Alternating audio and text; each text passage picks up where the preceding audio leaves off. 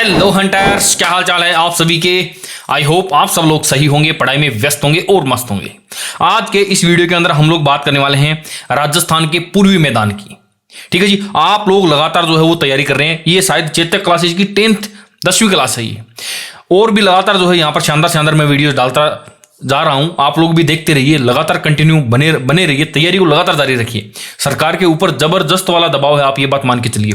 पहली बात तो कोई बड़ी भर्ती नहीं हो रही है, छोटी मोटी भर्तियां हो रही है। पीछे वाली जो भर्ती हुई थी, शिक्षक भर्ती हुई थी, वो भी बहुत छोटी सी थी, नाम मात्र की थी। या फिर जैसे सीईटी वगैरह है, ये पात्रता परीक्षाएं हैं, तो इनका सरकार को उतना ज्यादा फायदा नहीं होता है। सरकार को फायदा होता है किसी शिक्षक भर्ती का, वो भी 3rd ग्रेड टीचर वाली भर्ती जो है ना उसका। और शिक्षा विभाग राजस्थान के इस पर वर्तमान में तो आपको पता ही है किस प्रकार से जो बैंडबाजी पड़ी है। सरकार के ऊपर भयंकर वाला जो प्रेशर है, उसी प्रेशर को जो है थोड़ा सा जो है उसको प्रेशर को रिलीज करने के लिए गवर्नमेंट क्या करेगी, एक शानदार सी बड़ी सी भर्ती निकालने वाली है। अभी सरकार का आपको पता ही होगा, एक जबरदस्त वाला ब्लंडर किया है इन लोगों ने कि भाई कोई भी आदमी जो है वो स्कूल के अंदर जाकर के वीडियोग्राफी नहीं कर सकता। यदि आपको वीडियोग्राफी करनी है तो आपके ऊपर पोक्सो एक्ट भी जो है वो लग सकता है ना। यदि आपको करना चाह रहे हो तो आपको प्रिंसिपल से आपको परमिशन लेनी पड़ेगी। इस प्रकार के कुछ ब्लंडर हो रहे हैं, लेकिन ये जो ब्लंडर्स हो रहे हैं ना, ये अपने लिए फायदेमंद है। अपने लिए फायदेमंद कैसे है कि सरकार इस प्रकार के उठपटांग कदम उठाती है, उससे क्या है, मीडियाबाजी होती है, गवर्नमेंट के ऊपर प्रेशर आता है। तो उस प्रेशर को रिलीज करने के लिए गवर्नमेंट के पास में एक ही काम होता है, एक बड़ी सी भर्ती निकालो जिससे लोगों का ध्यान डाइवर्ट हो, सरकार की थोड़ी वाहवाही हो जाए, बस यही है। तो इसीलिए मेरा कहना यह है कि आप लोग लगातार जो है यहाँ पर तैयारी करते रहिए।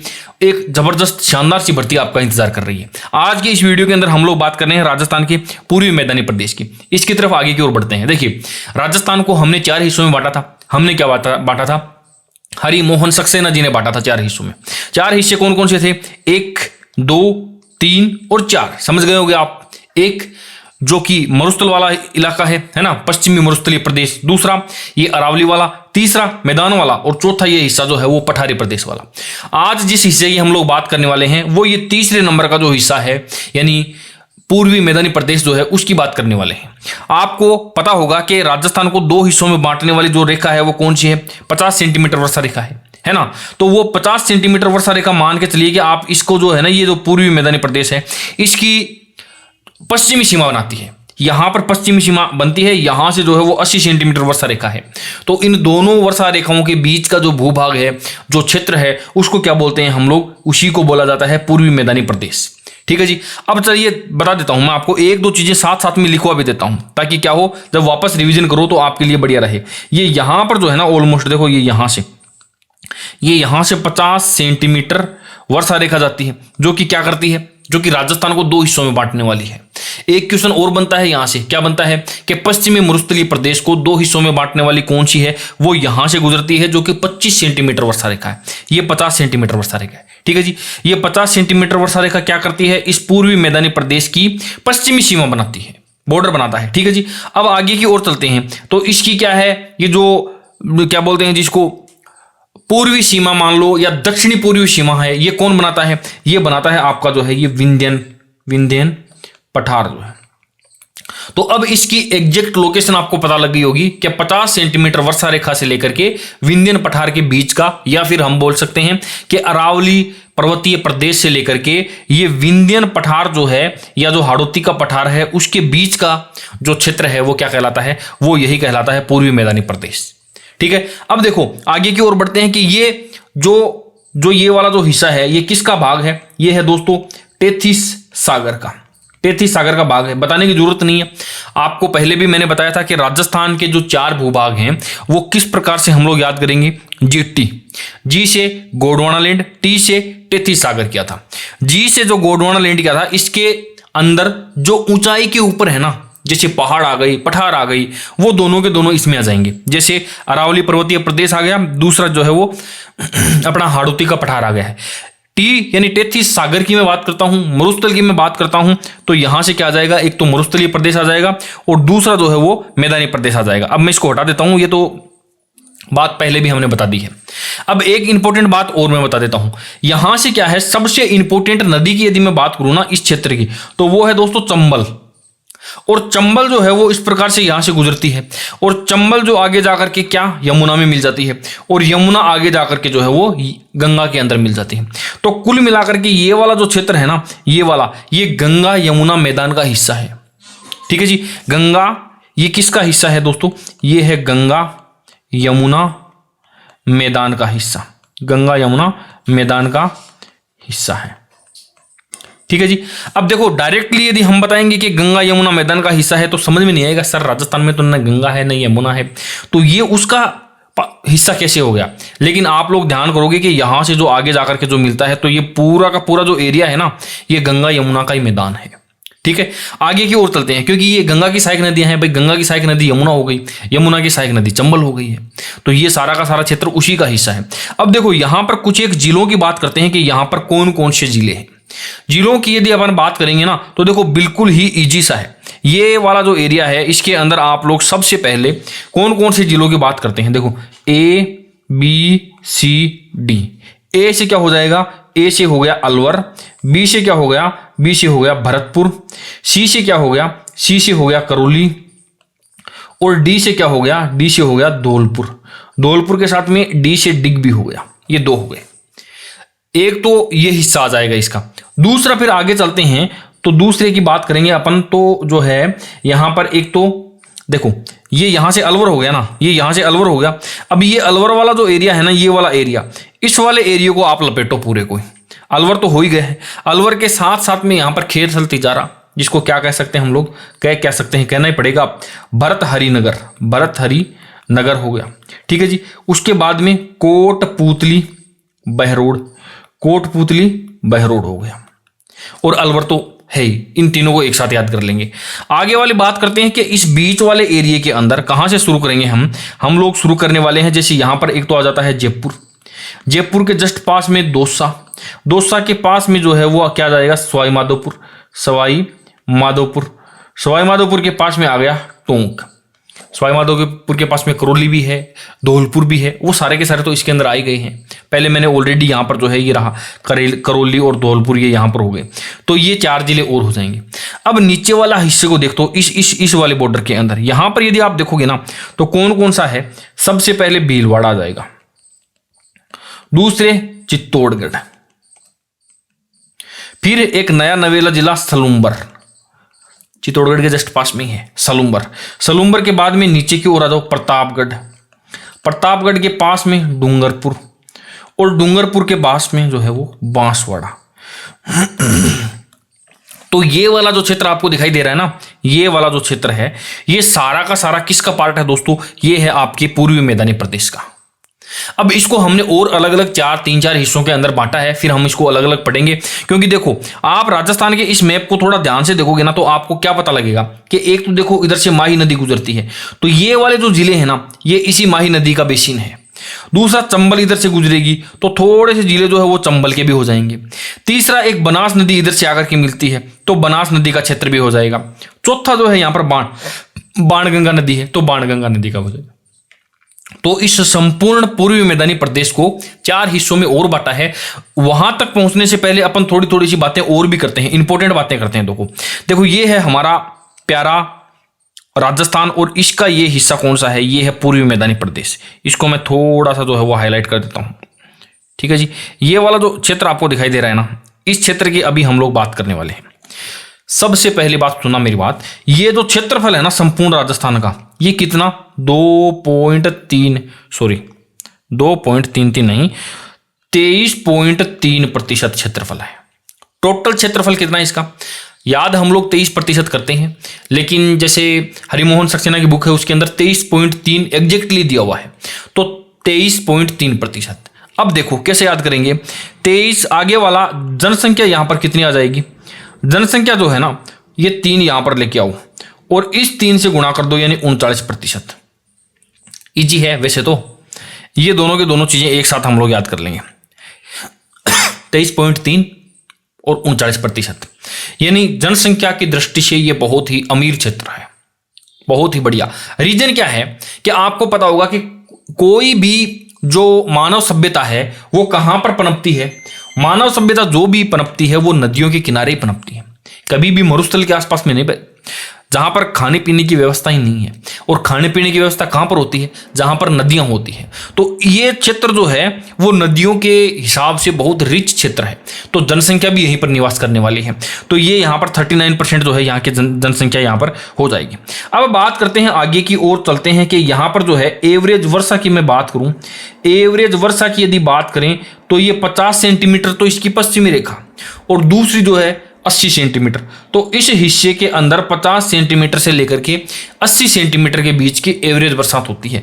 आगे यदि इस क्षेत्र की बात करें तो यहाँ पर 80 से लेकर के 120 सेंटीमीटर के बीच की एवरेज वर्षा होती है ना। ये वाला जो है ये थोड़ा कम करता जाएंगे, यानी 50 से कम हो जाएगा, यानी 25 से 50 के बीच में। और ये वाला जो हिस्सा है वो 0 से 25, और ये यहाँ पर एक दो मतलब थोड़ा सा एरिया ऐसा है जहाँ पर बरसात होती नहीं है, एक बार भी नहीं होती है बरसात। तो यहाँ की जो है ये हो जाएगा। अब आगे की ओर बढ़ते हैं कि यहाँ पर मिट्टी किस प्रकार की है। मिट्टी देखो, मिट्टी क्या है, पानी आता है लगातार, और जो मिट्टी है मान लो जो ऑलरेडी जो पड़ी हुई है उस मिट्टी को जल जो है वो ओढ़ लेता है। पानी आता है, वो पानी और उस मिट्टी को ओढ़ लेता है, तो जल ओढ़ लेता है। तो यहाँ पर क्या हो जाएगी, जलोढ़ मिट्टी हो जाएगी। जलोढ़ व दोमट मिट्टी, जलोढ़ व दोमट मिट्टी, कांप कछारी भी बोल सकते हैं, कांप मिट्टी जोड़ के अंदर जो होती है ना वो यहीं पर कांप या कछारी मिट्टी जिसको बोलते हैं, है ना। इसका एक नाम और भी है, हम लोग बात करें क्या, एल्फीसोल। एल्फीसोल याद कैसे करेंगे कि यहां पर जितने भी जो आदमी हैं, जो मर्द हैं, देखो भरतपुर के राजाओं को याद करो आप, अल्फा मैन होते थे, तो अल्फा से कर देंगे एल्फीसोल। अल्फा मैन समझ रहे हो ना आप, मतलब ये अभी जो एक एनिमल मूवी आई है ना रणबीर कपूर वाली, उसके अंदर अल्फा मैन का रोल क्या है, जैसे अपने केजीएफ के अंदर रॉकी भाई हैं, मतलब एकदम डैशिंग आदमी, वो एल्फीसोल। तो इसी प्रकार के आदमी कहाँ होते हैं, यहाँ होते हैं। इससे क्या याद कर लेंगे हम, ये एल्फीसोल हो जाएगा, है ना।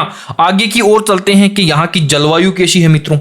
जलवायु जो है यहाँ की कैसी हो जाएगी, आर्द्र हो जाएगी। आर्द्र है, अति आर्द्र भी नहीं है, बहुत ज्यादा भी जो नमी नहीं है ना, और शुष्क भी नहीं है कि सूखी पड़ी है, आर्द्रता यहां पर लिए हुए रहती है ना। अच्छा, यहां पर प्रमुख फसलें कौन कौन सी हैं, प्रमुख फसलें, पानी की कोई कमी नहीं है भगवान की दया से, पानी खूब है। तो यहां पर क्या हो जाएगा, पानी से गेहूं हो गया, गेहूं के बाद में जैसे चना हो गया, चना हो गया, जौ हो गया, बाजरा हो गया, बाजरा हो गया, सरसों हो गया, सरसों के बाद में चावल हो गया, चावल के बाद में तिलहन हो गया। इस प्रकार की सारी फसलें होती है यहाँ पे लगभग। पानी की कोई कमी है नहीं भगवान की दया से, तो पानी की कमी नहीं है, तो फसलें भी सारी की सारी होती है। आगे की एक बात और करते हैं कि देखो ढाल वाला क्वेश्चन है ना, मेरा फेवरेट होता है यहाँ पे। राजस्थान जीके के अंदर जिस भी क्षेत्र का आप ढाल पूछोगे ना, मैं दिमाग लगाऊंगा कि उस क्षेत्र में कौन सी नदी बहती है और वो नदी किधर से किधर जा रही है। लूणी वाली जाएगी तो इधर बहेगी, घग्गर वाली नदी इस तरफ जाएगी, है ना। इस क्षेत्र में देखेंगे तो इस प्रकार से इधर जा रही है नदियां।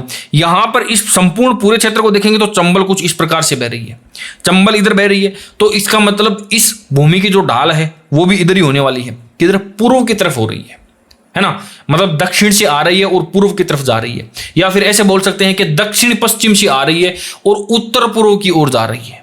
ठीक है जी। हालांकि इधर से भी जो आ रही है वो भी पूर्व की तरफ ही जा रहे हैं, और दक्षिण से भी जो आ रहे हैं उसकी भी ढाल इधर पूर्व की तरफ ही है ना। तो हम यहां पर सीधा सीधा इसके ढाल के बारे में यदि बात करेंगे तो ढाल में लिखूंगा यहां पर पूर्व की ओर।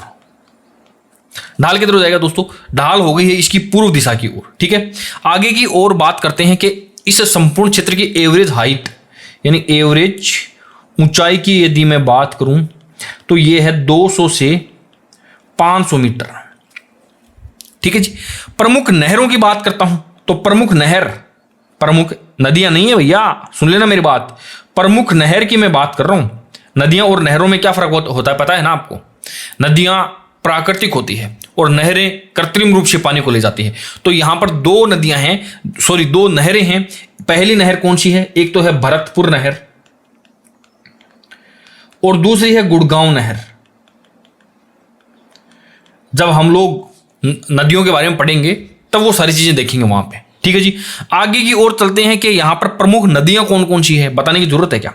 देखो प्रमुख नदियों की यदि मैं बात करूं, प्रमुख नदियां कौन कौन सी हैं, बताने की जरूरत तो नहीं है लेकिन फिर भी बता देता हूं। नंबर 1 के ऊपर चंबल, नंबर 2 के ऊपर माही मैनू छल्ला पवा दे। आगे की ओर बात करते हैं बनास, आगे की ओर बात करते हैं बाणगंगा। ये चार नदियां वेरी वेरी इंपॉर्टेंट हैं। माही नदी इधर से, ठीक है जी, वो मेरी माही नदी थी, मैं उसकी कर्क रेखा 2 बार काट के चली गई। ठीक है जी, देखो ये माही नदी कर्क रेखा को 2 बार काटती है ना, इसीलिए मैं बोल रहा हूं कि वो मेरी माही नदी थी और मैं उसकी कर्क रेखा 2 बार काट के चली गई। तो ये 2 बार काटती है कर्क रेखा को, माही नदी कर्क रेखा को 2 बार काटती है। ठीक है जी, आगे की ओर ये चंबल देखो इधर से है, ये माही वाला इधर है, बनास वाला इधर है, बाणगंगा वाला इधर है। कुल मिलाकर के 4 क्षेत्र यहां पर कंप्लीट हो जाते हैं। आगे चलते हैं, देखो बात करते हैं कि इन्हीं नदियों के आधार पर है ना, ये चंबल, माही, बनास और बाणगंगा, इन्हीं के आधार पर ये जो पूर्वी मैदानी प्रदेश है इसको 4 हिस्सों में बांटा हुआ है और चारों हिस्सों को अपन आराम से पढ़ने वाले हैं। अब देखो बात करते हैं इस पूर्वी मैदानी प्रदेश की, 4 हिस्सों के अंदर बांटा गया है। और 4 हिस्से कौन कौन से हैं मित्रों, पता ही होगा आपको, मैं लिख देता हूं फिर भी। देखो एक तो है चंबल वाला, चंबल बेसिन, चंबल बेसिन के बाद में पास में ही है उसके माही बेसिन, माही बेसिन के जस्ट पास में क्या है, बनास बेसिन, और जस्ट उसके पास में क्या मिल जाएगा आपको, बाणगंगा बेसिन, बाणगंगा बेसिन। ठीक है जी, जिले कौन कौन से हैं बताने की जरूरत है क्या, अंदाजा लगा सकते हो आप। चंबल किधर से गुजर रही है, कोटा, बूंदी, बारां, झालावाड़, उसके आसपास में और सवाई माधोपुर आ गया, करौली आ गया, वहां तक के सारे जिले लपेट देंगे अपन। जैसे मैं लिख देता हूं थोड़ा सा, है ना, देखो कोटा हो गया, बूंदी हो गया, कोटा, बूंदी, बारां, झालावाड़, कोझा बाबू, कोझा बाबू, कोटा, झालावाड़, बारां, बूंदी, कोझा बाबू हो गया। ठीक है जी, इसके बाद में क्या हो गया, सवाई माधोपुर, उसके बाद में क्या हो गया, करौली, और उसके बाद में क्या हो गया, धौलपुर, हो गया ना। आगे की ओर चलते हैं, माही बेसिन की बात करते हैं। माही बेसिन, बांसवाड़ा, नीचे नीचे वाले जिले ले लो आप, बांसवाड़ा हो गया, बांसवाड़ा के बाद में प्रतापगढ़ हो गया, प्रतापगढ़ के बाद में जैसे डूंगरपुर हो गया, और डूंगरपुर के बाद में जो उदयपुर है ना, थोड़ा सा वो हिस्सा है, जैसे दक्षिणी पूर्वी उदयपुर है, दक्षिण पूर्वी उदयपुर। आगे की ओर बात करते हैं मित्रों बनास बेसिन की, बनास के अंदर आपका टोंक आ जाएगा, टोंक के बाद में सवाई माधोपुर भी आता है, थोड़ा थोड़ा, ऐसी बात नहीं है, सवाई माधोपुर भी आता है। ठीक है जी, करौली भी आता है, भीलवाड़ा भी आता है, और पीछे की ओर चलेंगे तो चित्तौड़गढ़ भी आता है। ये सारे के सारे जिले बनास वाले हैं। अब ऐसा नहीं है कि मैंने कोई बहुत ही तगड़ी बात बता दी है, आप सब लोगों को पता है, नहीं पता है तो हम लोग जो पढ़ ही रहे हैं, नदियां वदियां पढ़ेंगे तो वहां पर आप लोग देखोगे कि चंबल नदी किधर से बह रही है, तो जिधर से बह रही है वही सारे जिले लपेट देंगे।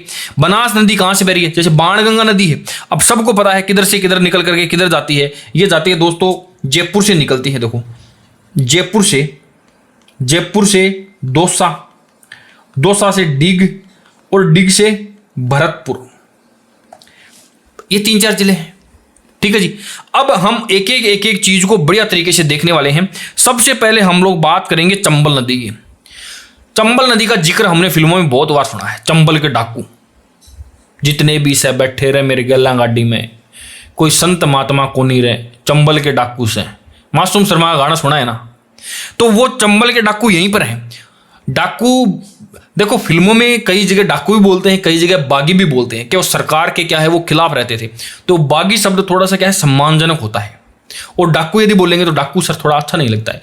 हालांकि देखो किताबों के अंदर तो डाकू ही है, डाकुओं की शरण स्थली इसी को कहते हैं। ठीक है जी, अब देखो बात करते हैं कि चंबल बेसिन के बारे में बात करते हैं।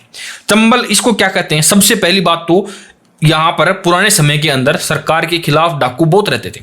और क्यों रहते थे, बात पता है क्या है, कुछ जब नदी बहती है तो वो अभी कभी बहाव इधर से ले लेती है, कभी इधर से ले लेती है, कोई फिक्स थोड़ी होता है नदी का, पानी का कोई बहाव कोई रोक थोड़ी सकता है, तो वो इधर उधर से जाती है। तो वो मान लो इस साइड इस साल इधर से गई है, अगले साल वो इधर से जाएगी, तो वो इस साइड वाला जो क्षेत्र है ना वो सूखा होता है, फिर वो कुछ इस प्रकार के बड़े बड़े से ऐसे बीहड़ रास्ते से बन जाते हैं। अब डाकुओं को वो पता होता है लेकिन पुलिस को पता नहीं होता है इस प्रकार के इतने बड़े क्षेत्र के अंदर कौन सा रास्ता किधर जाता है वो पुलिस को पता थोड़ी है, वो तो उन लोगों को पता है, लोकल लोगों को पता है।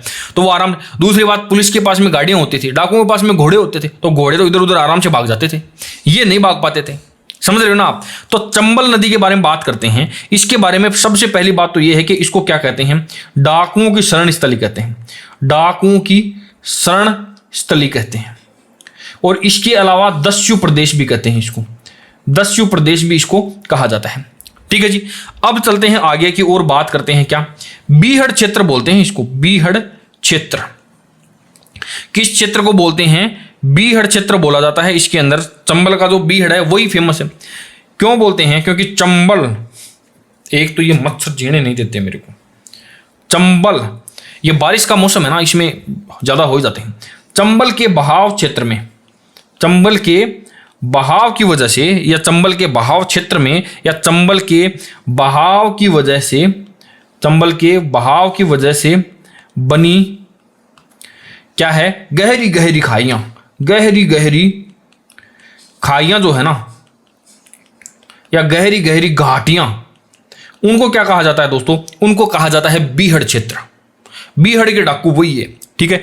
एक शब्द आपको सुनने को मिलेगा यहां पर, डांग, डांग बोलते हैं जिसको, उत्खात क्षेत्र बोलते हैं जिसको, उत्खात क्षेत्र बोलते हैं, या उत्खात स्थल आकृति बोलते हैं, एक ही बात है। या इंग्लिश के अंदर क्या बोलेंगे इसको, इसको बोलेंगे बेड लैंड, बेड लैंड यानी बुरी जमीन है ये। डांग, डांग क्षेत्र बोलते हैं इसको लोकल भाषा में। करौली का जो क्षेत्र है ना उसमें इसको क्या बोला जाता है, डांग बोलते हैं इसको। कहां पर, करौली में।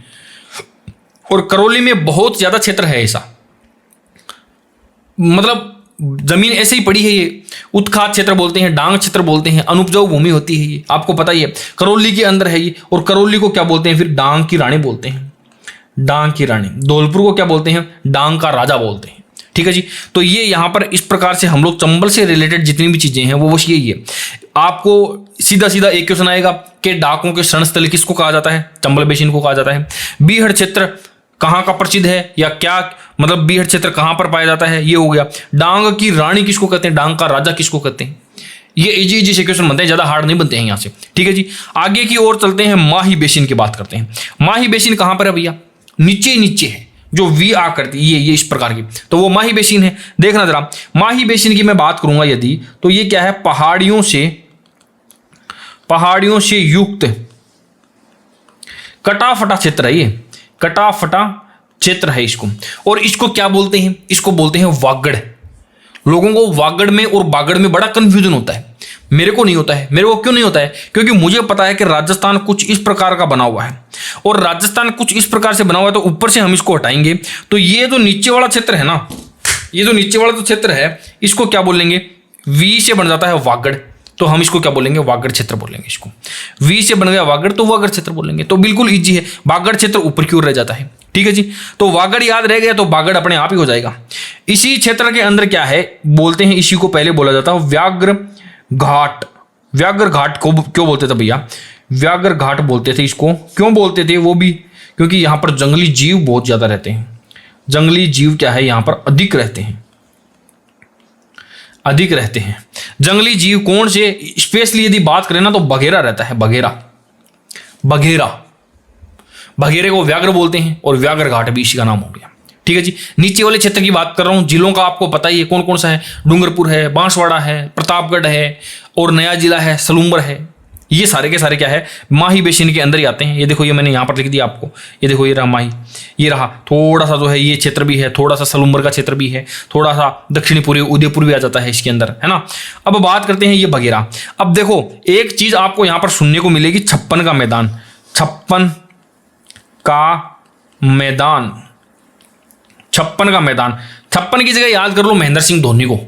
देखो माही बोलते हैं उसको, माही, माही को, माही का मैदान से तो संबंध है ही है, और छप्पन का मैदान है, छप्पन की जगह कर दो बचपन, है ना। बचपन से ही माही का मैदान से तो संपर्क रहा ही है, तभी तो इतना बड़ा क्रिकेटर बना है ना। तो ये छप्पन हो गया। छप्पन क्यों कहते हैं इसको, इसको छप्पन नदी नालों, छप्पन नदी नालों व गांवों का समूह है, गांवों का समूह है ये।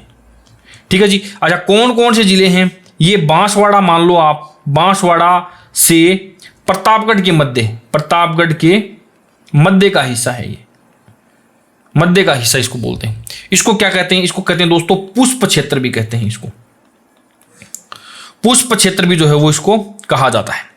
बहुत सारे वन हैं यहाँ पर, बहुत ज्यादा पेड़ पौधे हैं, इसीलिए इसको क्या कहते हैं? वन क्षेत्र भी कहते हैं। एक शब्द और भी सुनने को मिलेगा आपको यहाँ पर, क्या है जिसका नाम आपको आएगा? कांठल। क्या? कांठल। कांठल माही के किनारे को कहते हैं, माही का किनारा। माही नदी के आसपास का जो क्षेत्र है उसको कांठल क्षेत्र कहा जाता है। वैसे यदि कांठल की मैं बात करूं ना तो ये प्रतापगढ़ का पुराना नाम है, प्रतापगढ़ का पुराना नाम है। अब वहां से बहती है माही नदी, और सबसे इंपॉर्टेंट नदी है। जैसे पूरे देश की सबसे इंपॉर्टेंट नदी कौन सी है? गंगा नदी है। तो इस कांठल क्षेत्र की सबसे इंपॉर्टेंट नदी कौन सी है? माही नदी है। इसीलिए माही नदी को क्या कहते हैं? माही नदी को क्या कहते हैं दोस्तों? कांठल की गंगा कहते हैं, कांठल की गंगा कहते हैं। इस क्षेत्र का एक और भी नाम है जिसको क्या कहते हैं हम लोग? पाताल देश। पाताल देश भी कह देते हैं या गुप्त प्रदेश भी कहते हैं। ये किसके द्वारा दिया गया नाम था? ये पुराने समय में क्या है? ऋषि मुनियों के द्वारा दिया गया नाम था। ऋषि मुनियों द्वारा दिया गया ये नाम था पाताल देश, गुप्त प्रदेश। पहाड़ियां बहुत ज्यादा है, जंगल बहुत ज्यादा है, तो ऋषि मुनि आराम से बैठ के बढ़िया तपस्या करते थे अपनी, इसीलिए उन्होंने बोला कि पाताल देश, या फिर क्या बोलते हैं? गुप्त प्रदेश इसको बोलते हैं। ठीक है जी, आगे की ओर चलते हैं, बनास नदी की बात करते हैं। देखो अब बनास बेसिन की बात करते हैं। बनास से पहले मैं एक बात और करता हूं, चलो ठीक है बनास की कर लेते हैं, क्या दिक्कत है? बनास की बात करते हैं। बनास को दो हिस्सों में बांट लेते हैं अपन। एक तो मेवाड़ वाला हिस्सा हो जाएगा। पहला हिस्सा कौन सा हो गया? मेवाड़ का मैदान। मेवाड़ का मैदान है क्योंकि ये थोड़ा सा जो है दक्षिणी हिस्सा मान लो आप, मेवाड़ वाला क्षेत्र उदयपुर वाला मान लो, है ना, जैसे वो वाला क्षेत्र हो जाएगा। दूसरी तरफ कौन सा है? दूसरी तरफ है मालपुरा करौली, मालपुरा करौली का मैदान। अब इसके अंदर कौन कौन सा क्षेत्र आता है? जैसे भीलवाड़ा आ गया, भीलवाड़ा आ गया, चित्तौड़गढ़ आ गया और राजसमंद आ गया। मालपुरा करौली की मैं यदि बात करूं, है ना, मैं इसको थोड़ा सा जो है वो दूर कर देता हूं, इससे कहीं कंफ्यूजन में इकट्ठे नहीं हो जाएंगे, इकट्ठा तो होने ही नहीं देना है। ठीक है जी। अब जैसे ये मालपुरा करौली का है तो इसके अंदर कौन कौन से हैं? जैसे टोंक आ गया, टोंक के बाद में सवाई माधोपुर आ गया, सवाई माधोपुर के बाद में क्या है? करौली भी तो है ही है, करौली वाला मैदान आ गया। बनास नदी इधर से तो बहती है। बनास नदी का क्षेत्र क्या है? बनास नदी के अंदर यही तो 5 जिले आते हैं। तो ये सारे के सारे इसको दो हिस्सों में हमने बांट लिया है। ठीक है, अब बात करते हैं, एक और शब्द यहां पर आपको देखने को मिलेगा, खेराड़। खेराड़, खेराड़ कहां का क्षेत्र है? वो भी यहीं इसी मैदान के बीच में वो क्षेत्र आता है। और वो क्षेत्र कहां पर आता है दोस्तों? वो जहाजपुरा, जहाजपुरा से मालपुरा तक, मालपुरा तक का जो क्षेत्र है उसको क्या कहते हैं? उसको खेराड़ कहते हैं। उसको क्या कहा जाता है? खेराड़ कहा जाता है। अब बात करते हैं लास्ट के अंदर थोड़ा सा है, थोड़ा सा क्या, देखो जैसे वैसे अपन बात करते हैं ना बनास बेसिन के बारे में, और भी बहुत सारी बातें होती है। ऐसा नहीं है कि केवल 2-4 बातें ही हैं यहाँ पे, इंपॉर्टेंट बातें और भी बहुत सारी है, लेकिन वो सारी बातें अलग अलग समय में हम लोग पढ़ लेंगे। जैसे जब हम लोग अफवाह तंत्र पढ़ेंगे तो बनास नदी के बारे में संपूर्ण चीजें पढ़ेंगे, फिर यहाँ पर पढ़ने के लिए कुछ नहीं बचेगा। ठीक है जी। जैसे जलवायु वाला पढ़ेंगे तो जलवायु के अंदर भी इस क्षेत्र के बारे में पढ़ेंगे, कृषि के बारे में पढ़ेंगे तब भी यहाँ पर इस क्षेत्र के बारे में, मिट्टी के बारे में पढ़ेंगे, तो सारी चीजें। अब उन सब चीजों को यहाँ पर भी मैं डाल दूं और फिर वापस जब उन टॉपिक को पढ़ेंगे तब वापस पढ़ेंगे, अच्छा नहीं लगता। थोड़ा एक ही जगह पढ़ लेंगे ना बढ़िया तरीके से तो कोई दिक्कत नहीं है। अब जैसे बाणगंगा नदी है, बाणगंगा बेसिन है मान लो आप, ये कहाँ पर है? जयपुर के आसपास वाला क्षेत्र है, जयपुर आ गया है, दौसा आ गया है ना, वही क्षेत्र है सारा का सारा। ये क्या है? बाणगंगा, बाणगंगा नदी का बहाव क्षेत्र है, ये बहाव क्षेत्र है ये। ठीक है जी। बाणगंगा नदी जहां जहां से बहती है वहीं, और सबसे ज्यादा उपजाऊ क्षेत्र है ये। क्या है दोस्तों? सर्वाधिक उपजाऊ मिट्टी है यहाँ पर, सर्वाधिक उपजाऊ मिट्टी जो है वो यहाँ पर है। ठीक है जी। जैसे ये जो अपना जो पूर्वी मैदानी प्रदेश है, इसके अंदर ये जो 4 क्षेत्र हैं, इन चारों में सबसे ज्यादा उपजाऊ यहीं पर है। देखो मैं यहां पर देख देता हूं, पूर्वी मैदानी प्रदेश में सर्वाधिक उपजाऊ भूभाग है, सर्वाधिक उपजाऊ भूभाग है। ठीक है जी। और बाकी इस कौन सी नदी पे कौन सा बांध बना हुआ है, कहाँ कहाँ पर सिंचाई होती है, वो सारी बातें भी अपन पढ़ेंगे, लेकिन धीरे धीरे पढ़ेंगे, एक साथ तो नहीं पढ़ सकते ना। तो ये था दोस्तों हमारा क्या, राजस्थान का पूर्वी मैदानी प्रदेश। छोटा सा प्यारा सा टॉपिक था, आप लोगों ने देख लिया होगा, मजा आया होगा आपको। ट्रिक वाली इतनी इसके अंदर कोई बातें थी नहीं, कॉमन सेंस वाली बातें थी। जरूरत से ज्यादा ट्रिक यदि घुसाओगे ना तो कभी याद नहीं रहेगी। मैं मान के चलना आप, मैं बहुत ज्यादा इंटेलिजेंट बच्चा कभी नहीं रहा हूं कि मैं 95% वाला 99% मैंने वो कभी नहीं रहा। मैं एक एवरेज स्टूडेंट रहा हूं, तो मुझे पता है कि मैं कौन सी चीजें याद कर सकता हूं और कौन सी चीजें मैं याद नहीं कर पाता हूं। मुझे तो पता ही है ना इस चीज का। तो जो चीजें मैं याद नहीं कर पाता हूं ना, मुझे पता है कि भाई यहीं पर प्रॉब्लम आने वाली है, तो मैं उसी चीज के ऊपर ट्रिक बनाता हूं। अब ये तो बहुत ही एवरेज दिमाग वाला बच्चा भी कर सकता है कि माही नदी किधर से बहती है, और ये चंबल कहाँ से बहती है, बनास कहाँ से बहती है, बाणगंगा। अब इन जिलों की भी यदि मैं ट्रिक बनाने की कोशिश करूंगा, बहुत ही बड़ा मूर्खतापूर्ण कदम हो जाएगा। एवरेज स्टूडेंट चाहिए मेरे को, समझ रहे हो ना आप। यहां पर पढ़ने वाले बच्चे एवरेज चाहिए, बिल्कुल डल भी नहीं चाहिए, बहुत ज्यादा इंटेलिजेंट भी नहीं चाहिए, ठीक ठाक से चाहिए, जिनका सिलेक्शन थोड़े से नंबर से बार बार रह जाता है। तो मेरी कोशिश रहेगी कि वो जो थोड़ा सा नंबर का जो गैप है ना, वो गैप यहां से मैं कवर करवा दूं, ताकि वो इस लाइन के यहां पर है, यहीं पर कहीं पर घूम रहे हैं और फटाक से ऊपर की तरफ आ जाए और सिलेक्शन हो जाए उनका। समझ रहे हो ना आप मेरी बात। और आप वही स्टूडेंट हो, मुझे पता है एवरेज स्टूडेंट हैं, वही तो देखते हैं। ठीक है जी दोस्तों, बाकी ये वीडियोज आपको कैसे लग रहे हैं कृपया करके कमेंट करके मुझे जरूर से जरूर बताना। व्यूज कम आते हैं तो मुझे भी थोड़ा सा अच्छा नहीं लगता है, सब्सक्राइबर्स कम होते हैं तो मुझे भी लगता है कि यार कहीं जो अपन ने जो क्या बोलते हैं वो पहले वो ब्रह्मास्त्र सीरीज शुरू करी थी, क्या वही हालात इस सीरीज के साथ में तो नहीं होने वाले हैं। सो प्लीज आप लोग बताइए क्या सुधार करवाना चाहते हो, वो भी बता दीजिए, मैं वो भी कर दूंगा। ठीक है जी दोस्तों, तो आज के लिए इतना ही, मिलते हैं किसी नई वीडियो में किसी नई ट्रिक के साथ। तब तक के लिए बाय बाय, टेक केयर।